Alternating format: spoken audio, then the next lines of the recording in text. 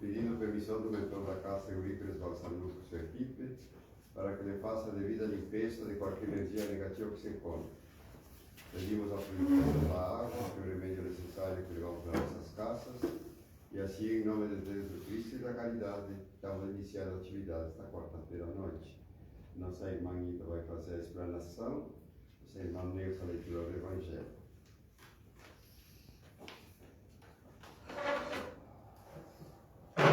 Boa noite. Boa noite. Se alguém vos bater na face direita, oferecei-lhe a outra.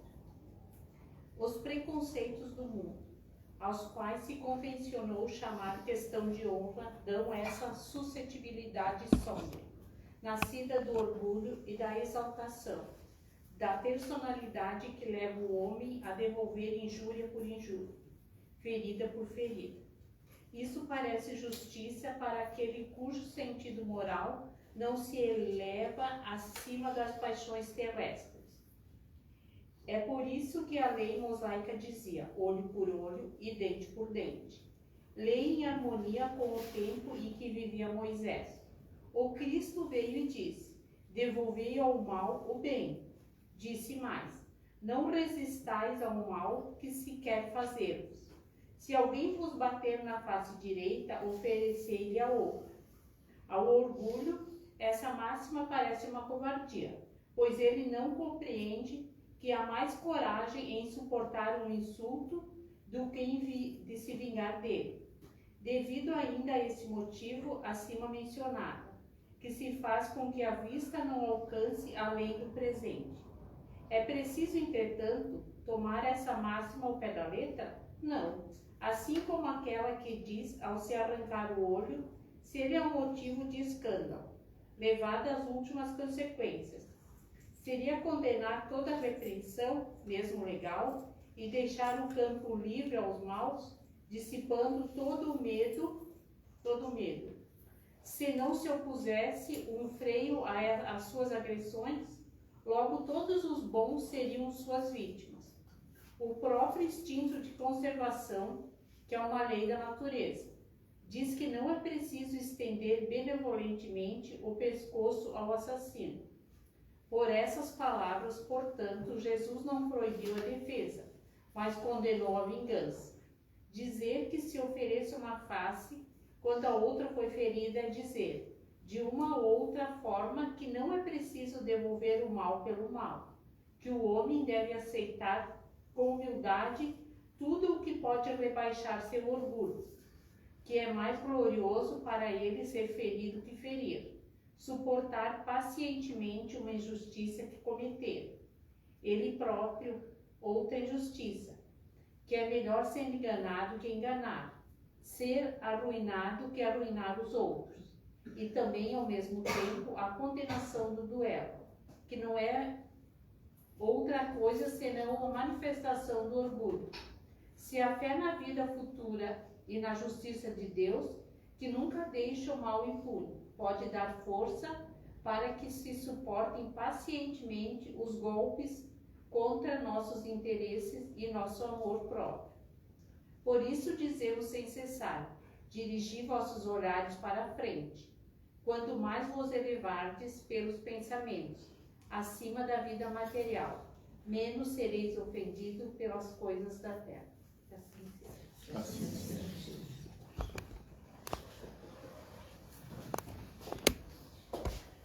Boa noite, irmãs, irmãos. É com imensa satisfação e responsabilidade que hoje eu venho aqui e que eu estou podendo falar. Eu estava afônica, então eu estou podendo falar agora, com gratidão, estou podendo. Então eu não vou falar tão alto, né? Vou tentar manter mais ou menos o mesmo tom, para não gastar todas as minhas reservinhas. Então, como a gente viu aqui do Evangelho, do capítulo 12, Amai os vossos inimigos, nós vamos falar sobre o orgulho e a humildade. O orgulho, esse terrível inimigo da criatura humana, repele toda e qualquer atitude de perdão às ofensas. Condena qualquer comportamento afável e o entendimento fraternal, por considerá-los indignos compatíveis com a fraqueza moral e a falta de amor próprio. Muitas vezes a gente ouve falar, né, aquela pessoa tem sangue de barata, não tem amor próprio, mas não é. Em verdade, é a humildade, não é? O orgulhoso é arrogante, tornando-se um indivíduo insensível à piedade e ao sofrimento do próximo. Ele desconhece a solidariedade, se considerando acima do bem e do mal. A presunção arma-o da fantasia numa força e poder que está longe de possuir. Nós vamos vir aqui do capítulo 7, item 11, que eu deixei separadinho, deixa marcar. Capítulo 7, item 11, que ele tem uma questãozinha, só para vocês verem onde que ele fala assim, a instrução dos espíritos. Orgulhosos, o que éreis vós antes de seres nobres e poderosos? Talvez éreis mais baixos que o último dos vossos criados. Curvai, pois, vossa fronte altiva, pois Deus pode baixá-las no momento que as elevais. Todos os seres são iguais na balança divina. Só as virtudes distinguem-nos aos olhos de Deus. Todos os espíritos são de uma mesma essência e todos os corpos são formados com a mesma massa. Vossos títulos e vossos nomes não mudam nada disso. Ficam no túmulo. E não são eles que dão a felicidade prometida aos eleitos. A caridade e a humildade são seus títulos de nobreza. Então é uma boa lição, né, para todos nós quando queremos ter um poder longe de possuirmos. E esse poder, quando se possuirmos, deve ser sempre moral, a distinção moral, que é o que o Cristo nos traz. O orgulho é inimigo acirrado da humildade e causa de perdição de muitas vidas, fator básico da desumanização do ser inteligente. Graças a ele, duelava-se no passado e ainda hoje é responsável por vários sofrimentos, levando a contendas familiares, verbais e físicas, buscando manter uma superioridade de raça, religião, política e fanatismo nacionalista. Leva a tremendo duelos mentais, pessoais, nos quais a economia interna se desequilibra, conduzindo as vítimas ao estado paranoico, depressivo, agressivo. Já a pureza do coração, no entanto, propicia a compreensão da necessidade de manter-se uma conduta sempre saudável através da elevação dos sentimentos, educando-os, evangelizando-os. Aqui eu vou fazer um parênteses que eu gosto sempre de frisar. A gente sempre diz, evangelização, aí a evangelização são as crianças lá. Nós também devemos nos evangelizarmos. O que seria? Seguir as orientações do nosso Mestre Jesus, né? Se alguém ofendeu a outrem, deve-lhe reparação, através do pedido de desculpas, da mudança de comportamento, de ação. Assim demonstrando a sinceridade do sentimento novo e do arrependimento. Também vamos fazer um parágrafo aqui, né, que o Evangelho deixa bem claro. Mas e aí se aquela pessoa não nos desculpa? Problema dele. Né? A gente fez a nossa parte. Pediu desculpas e muda de atitude também, né? Mas aí se o outro não desculpar, ele é que deve, né, a espiritualidade. Para isso é necessário possuir valor moral, elevação espiritual, o que o orgulhoso ainda não conquistou. A verdadeira humildade está em reconhecer a própria pequenez. Por que me achar mais bom? Bom é meu Pai que está nos céus. Assim falou Jesus. Grande realidade é aquele que se sabe frágil, suscetível a erros, esforçando-se por reparar os danos causados e o mal que propiciou e que provocou aos outros. O ofendido, por sua vez, tem o dever de entender e oferecer braços amigos e perdão ao agressor.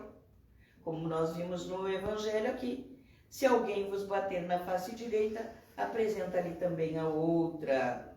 Retribuir o mal com o bem. Essa é a lição do nosso mestre.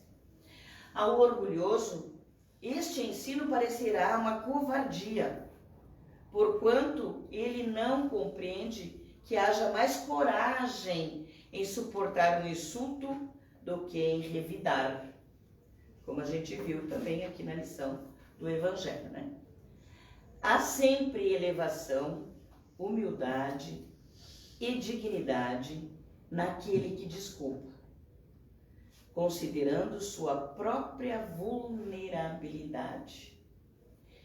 Muitos males serão evitados quando as criaturas reconhecerem sua debilidade, ajudando-se umas às outras e apoiando-se reciprocamente.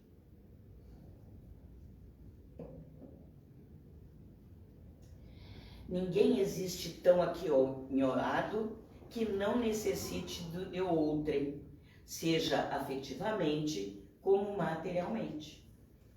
A solidão que decorre do orgulho é síndrome de loucura, causando depressão e levando ao suicídio, que se agiganta na atualidade. Sabemos a grande incidência de depressão e de suicídio na nossa atualidade.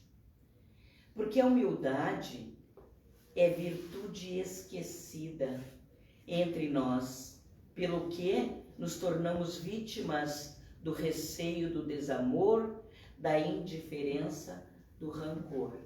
Então, o que os espíritos superiores nos aconselham? Quando a gente está em depressão, quando a gente está na iminência, né, de cometer o suicídio, temos que ter a humildade de pedir ajuda, de ir procurar ajuda, porque existem vários campos de ajuda para essas situações.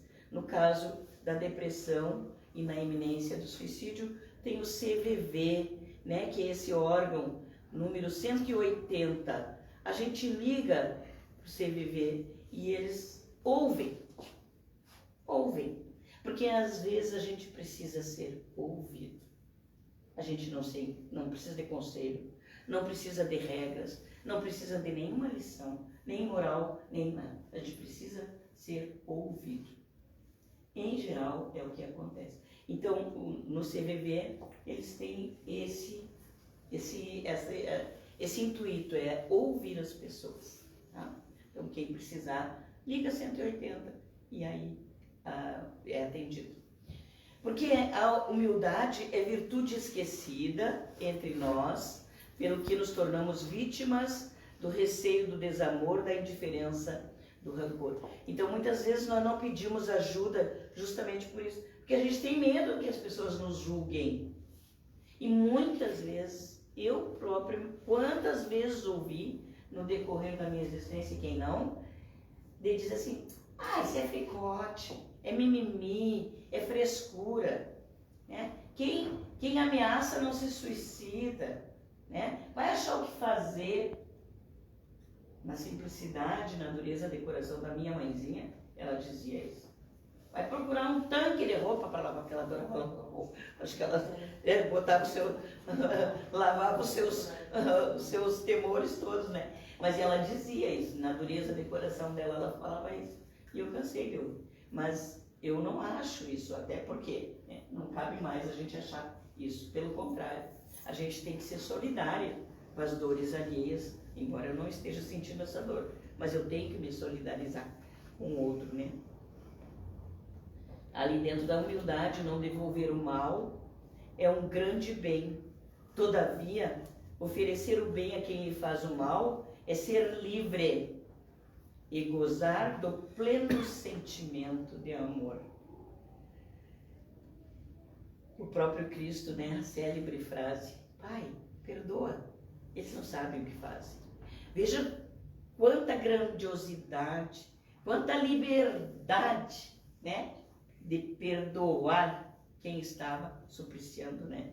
É óbvio, Jesus é Jesus, o Espírito superior, mas ele é nosso exemplo. Não precisa ser em casos tão drásticos quanto, né, um suplício, uma cruz, mas muitas vezes os nossos problemas no dia a dia, né, dentro dos nossos próprios lares, os nossos entes mais queridos, né, que nos cravam a lança, muitas vezes. Então, o que a gente tem que fazer? Com esse pensamento, com esse exemplo do nosso mestre, né? Não basta deixar de revidar o mal.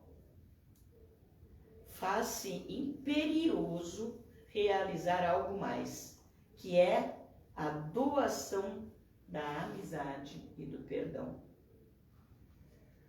Jesus sempre deixou claro que a humildade de coração é a maior credencial dos humanos para se aproximar de Deus, da perfeição.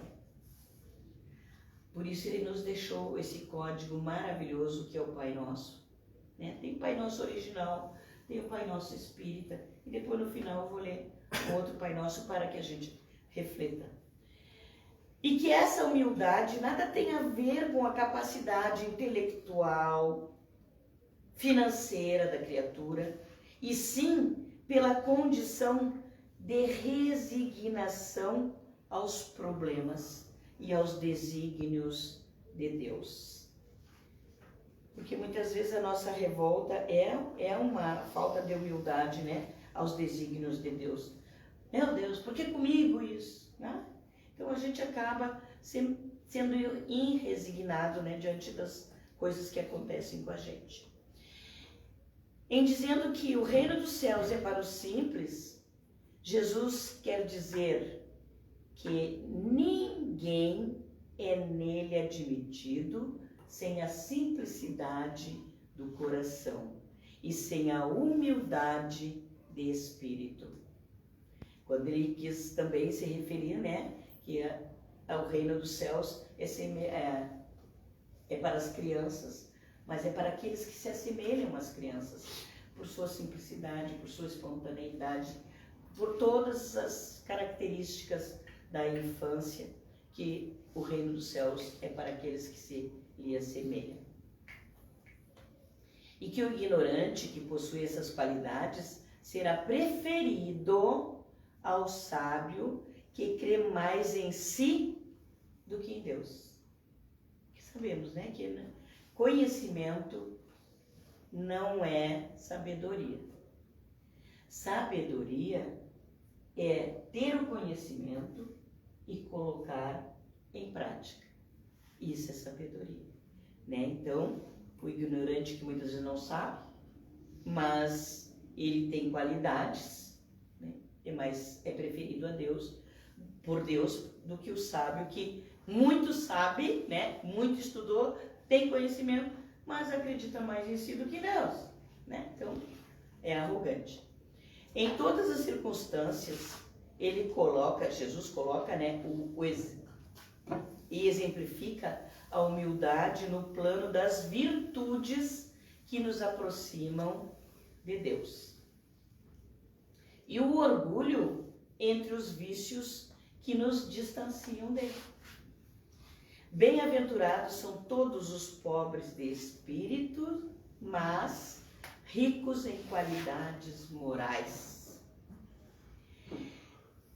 Quando pudermos, com muita gratidão e humildade, através de Jesus, dizer ao Pai: seja feita a vossa vontade, perdoa as nossas ofensas, assim como nós perdoamos a quem nos tem ofendido. Então, com muita humildade colocar isso, né? É uma condicional. Muitas vezes nós queremos que Deus nos perdoe, mas nós não perdoamos a mínima falha dos nossos irmãos de jornada, né? Então, que a gente saiba reconhecer. Nós pedimos uma condicional, né?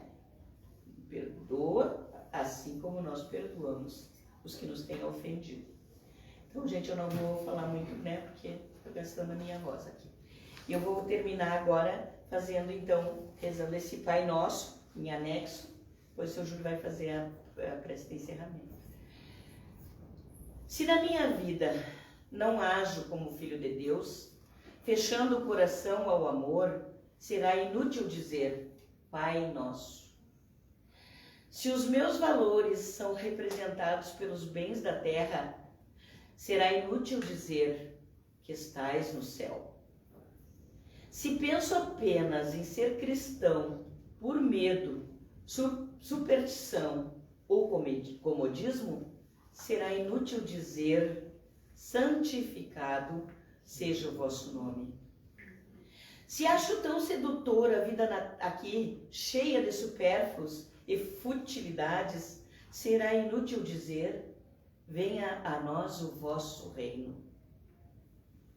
Se no fundo o que eu quero é que todos os meus desejos se realizem, será inútil dizer seja feita a vossa vontade. Se prefiro acumular riquezas, desprezando meus irmãos que passam fome, será inútil dizer o pão nosso de cada dia nos dai hoje. Se não me importo em ferir, injustiçar, oprimir e magoar aos que atravessam o meu caminho, será inútil dizer perdoai as nossas dívidas, assim como nós perdoamos nossos devedores. Se escolho sempre o caminho mais fácil, que nem sempre é o caminho do Cristo, será inútil dizer e não nos deixes cair em tentação.